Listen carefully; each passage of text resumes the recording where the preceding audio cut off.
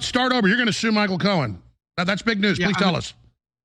For defamation. And then the question that if he takes the witness stand, he'll be asked, you say you started telling the truth, but you just lied about Alan Dershowitz. You know he wasn't on Epstein's island. You know he's never had sex with an underage girl. You just got mad at him because he called you a liar. So you made up a story about him. So you're still lying, right? How is he going to get around that? Big news indeed. Two of Trump's former biggest allies are now in a tit-for-tat themselves, as Alan Dershowitz announces he is suing Michael Cohen for defamation, for spreading falsities about him allegedly being on Jeffrey Epstein's infamous island. So I'm not exactly sure what the strategy is here. I guess Dershowitz is hoping that in suing Cohen, he will prove that Cohen is a complete liar and therefore what he says about Donald Trump is untrue. And look, I'm not a Michael Cohen fan, but I think the fact that he served jail time for lying to Congress might have him thinking twice about lying to a government committee ever again. What is clear, though, is that the Trump team is in shambles, trying to grasp at whatever straw they possibly can to prove Trump's innocence now that he has official charges against him. One of the most common refrains we keep hearing from the MAGA right is the argument that the judge charging Trump is corrupt and in bed with the Democratic Party, or as the anti-Semitic argument goes, they are dealing with, quote, a Soros-backed DA. Here's Rudy Giuliani pushing this narrative again this past weekend. He's a state prosecutor.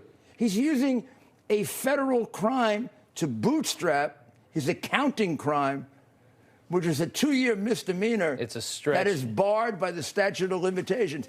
If a judge doesn't throw it out immediately, investigate the judge's connection to the Democratic Party and figure out how much money he paid for his judgeship. You know, that still happens. Not all the time, but it still happens. I believe it. And finally, of course, there's Donald Trump himself, whose narrative of choice before being officially charged is that his indictment is the first step in an overreach of government so far that it will affect all Americans going forward. Definitely not just Americans guilty of a crime. If I didn't know what subpoena meant, now I'm one of the kings. I know I can look at the color. I can tell you where that one came from. Oh, that's a nice. Now, if I didn't do all that stuff, or if I was doing badly in the polls, instead of the numbers we were at 69 and 59 to a very small number, it would, you know, they wouldn't be going after me.